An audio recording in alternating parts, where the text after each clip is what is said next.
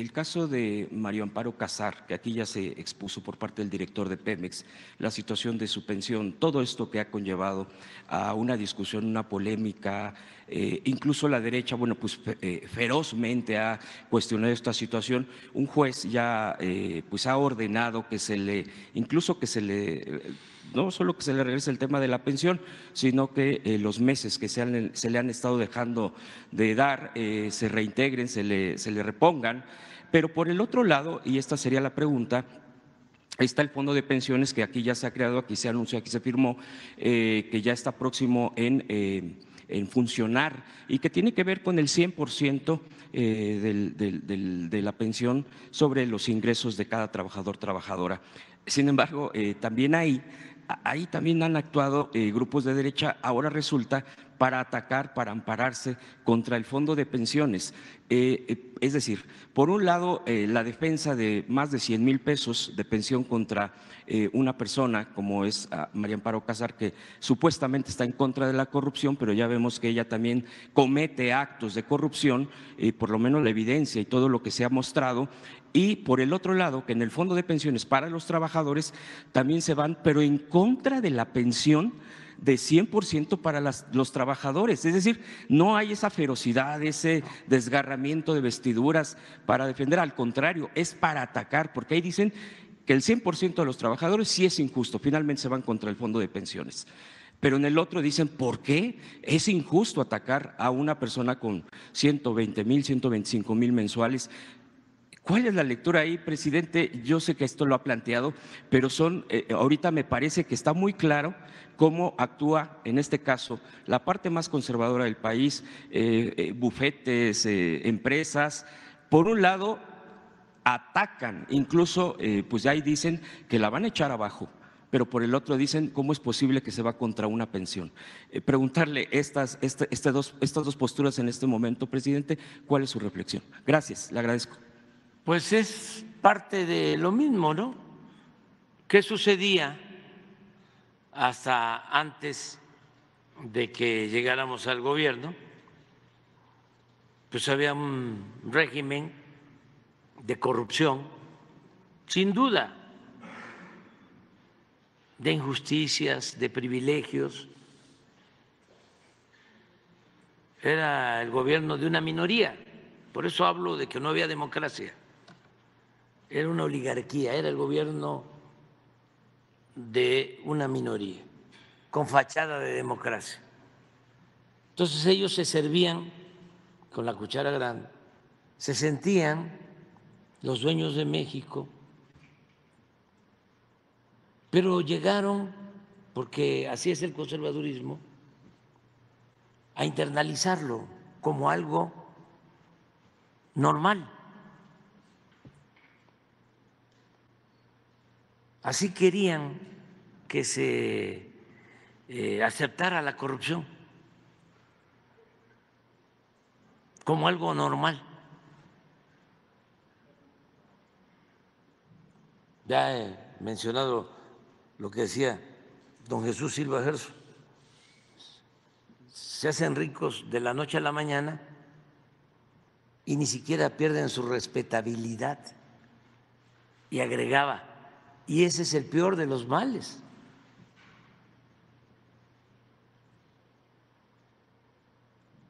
Porque es una especie de enajenación. O sea, yo soy superior, yo tengo más derechos, yo sí puedo robar, pero lo que hago no es robo, roban otros. Y ese, pues, es el discurso que domina.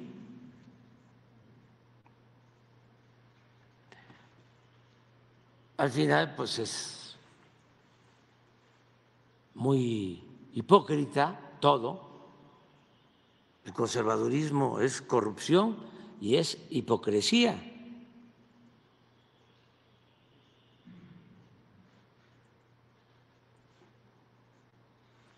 no quiero generalizar, porque pues sí hay conservadores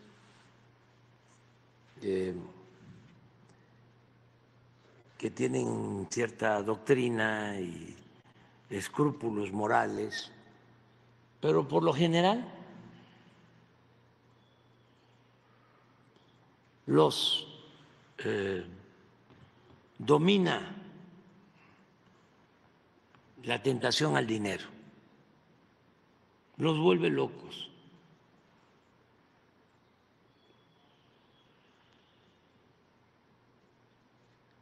Y se ve normal, por eso la reacción. Yo les dije a ustedes que cuando se da este caso, Pemex tenía que denunciarlo, porque si no, pues iba a incumplir con su responsabilidad de no permitir la corrupción. Pero además son casos emblemáticos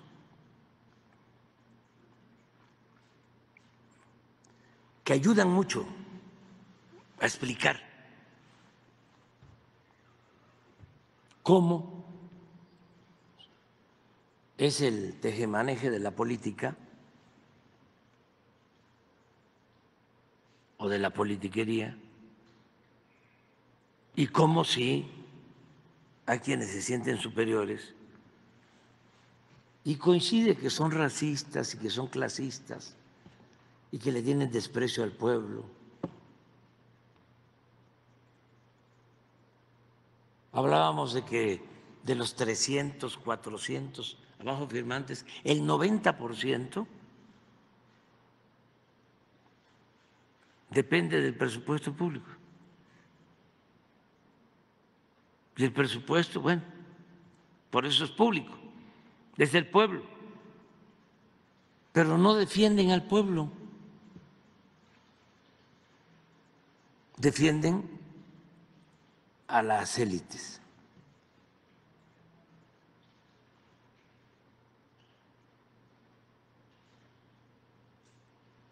Por eso es muy bueno el que este asunto se haya ventilado. A ver cómo, si existen documentos de que fue un suicidio y cómo se paga como si hubiese sido un accidente.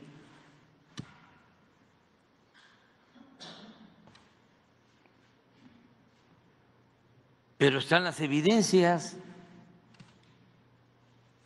Entonces, los abogados de Pemex deciden, estuvo mal y tienen que devolver el dinero.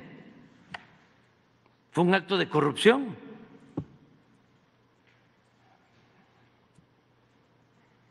Y entonces salen todos a defender.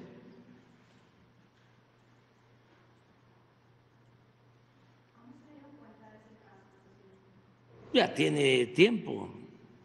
En mi libro yo planteo eso y me imaginé de que no habían modificado, o mejor dicho, que no habían pagado todo eso. Cuando me informan,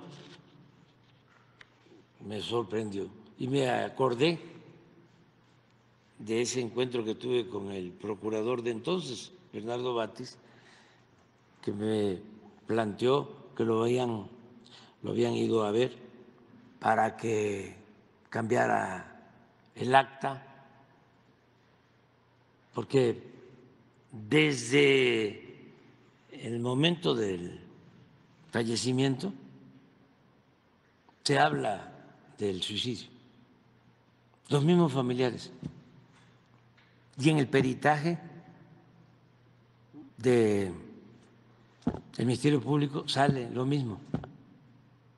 Pero luego pasa el tiempo, a los 5 meses, porque cuando se trata de un asunto así, se abre una investigación para estar seguros de que no hubo homicidio. Entonces, cuando termina la Procuraduría, ya emite una resolución de no ejercicio de la acción penal, porque no hay homicidio. Y ahí se establece de que fue un suicidio, maniobras suicidas. Entonces, pero ya para entonces ya estaban cobrando todo.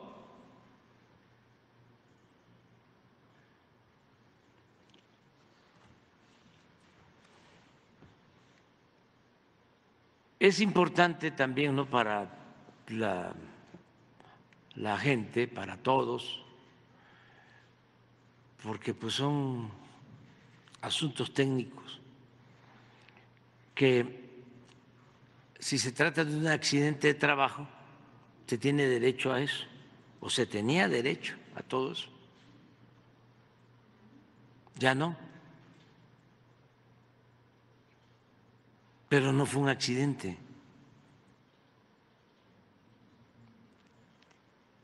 Y él llevaba 4 meses laborando.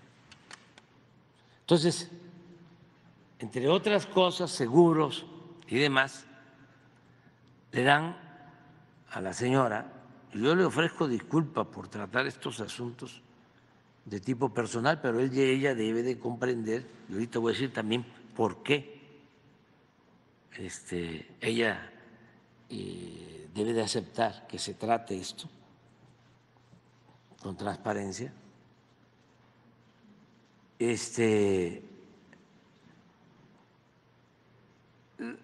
Le pagan todo a la señora y luego le dan una pensión vitalicia de 125,000 pesos mensuales, vitalicia.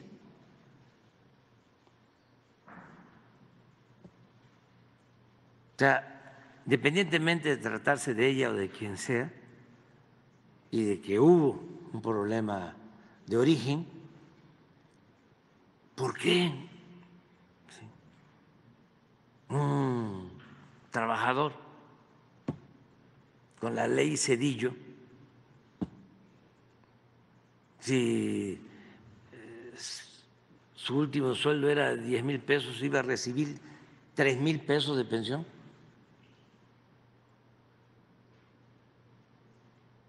¿Y por qué en estos casos 125,000? ¿Qué no es una sociedad profundamente desigual, con una desigualdad monstruosa, obscena?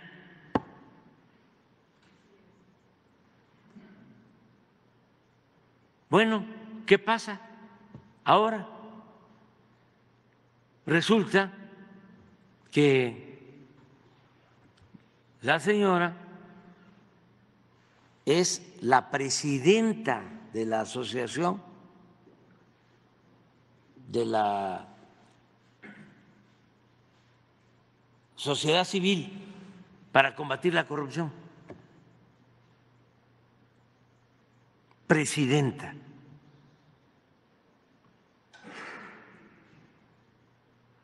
De la Asociación para el Combate a la Corrupción.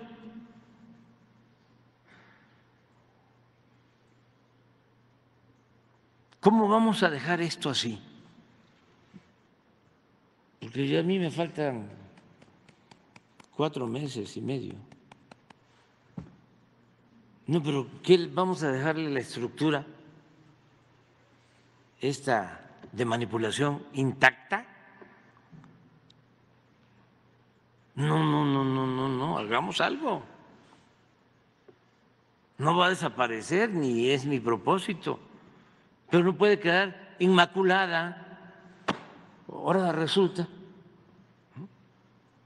que Aguilar Camín y que Krause y que Loret de Mola y que Ciro y que Claudio son los líderes morales de México. ¿De qué sirve todo lo que hemos hecho para despertar conciencias? Sí, porque no nos llamen miserables o no nos mienten la madre, nos quedamos callados. No. Bueno, pues resulta que me informa el director de Pemex, presenta una solicitud de amparo y en 24 horas el juez le otorga el amparo y le da un plazo de 24 horas a Pemex para devolverle todo. Y creo que hasta con la amenaza de que si no, se procede penalmente.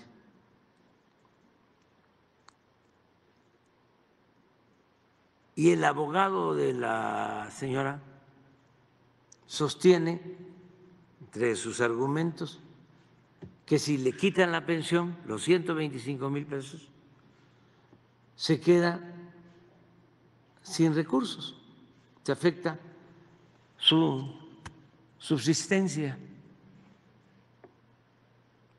Pero Pemex y cualquiera de ustedes puede encontrar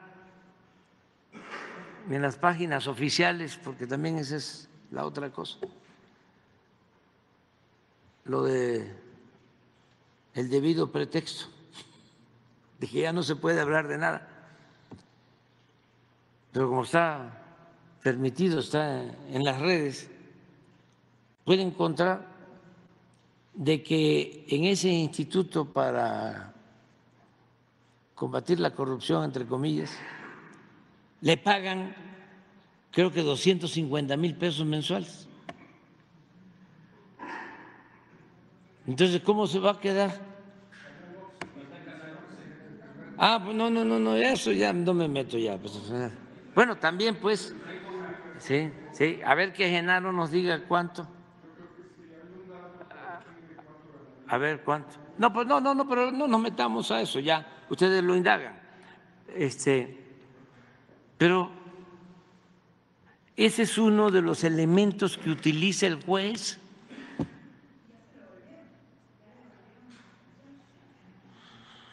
No sé, no me ha informado el director de Pemex. Sí, claro, no. ¿Cómo creen que nos vamos a quedar así?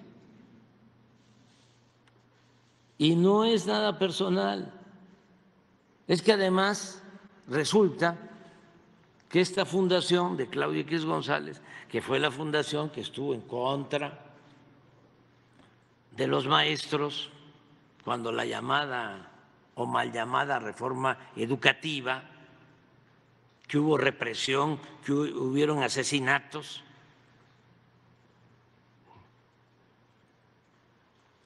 ese señor Claudio X González fue el que creó esta organización y con todos o la mayoría de los abajo firmantes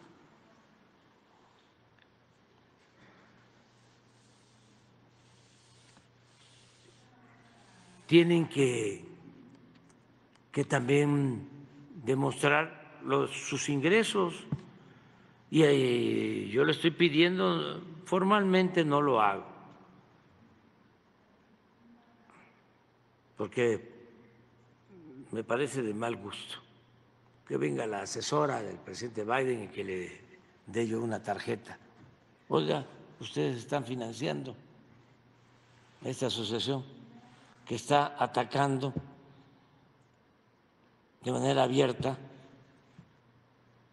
a un gobierno legal, democráticamente constituido. ¿Qué pasa con ustedes? Pero además, miren el antecedente de sus miembros. o siguen con la política aquella de, no lo puedo decir, pero en la época de un dictador de Centroamérica, te lo atribuyen a un presidente de Estados Unidos, pero no. Creo que fue un secretario de Estado que dijo, sí, es un hijo de tal por cual. No lo diga. Es un hijo de tal por cual, pero es nuestro hijo de tal por cual.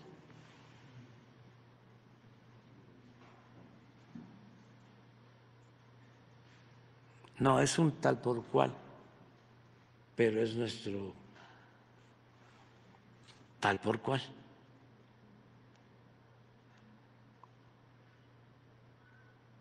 Entonces, ¿en qué quedamos?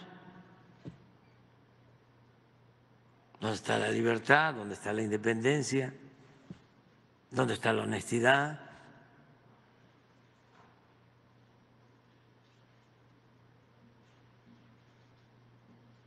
Llegó a decir un periodista salinista, porque son los mismos, vienen de tiempo atrás, es que no ha habido renovación. Está empezando la transformación también en el terreno de la academia, de la intelectualidad.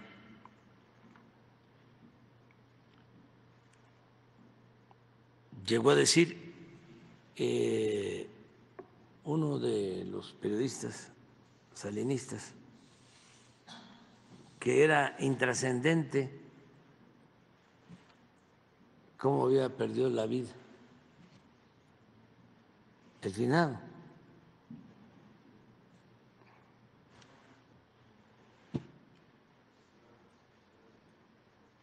No,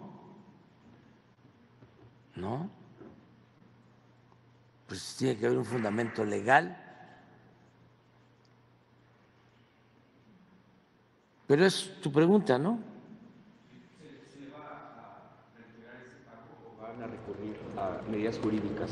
Sí, va a lo jurídico, o sea, no vamos a dejar, nosotros nunca hemos incumplido con una orden judicial, pero lo vamos a litigar y aquí vamos a estar informando de cómo van las cosas. De repente a lo mejor va a venir el director de Pemex a informar más, porque hay mucha desinformación, mucha manipulación. Entonces aquí aprovechamos para hacer uso de nuestro derecho de réplica, ¿no? Para que la gente tenga toda la información.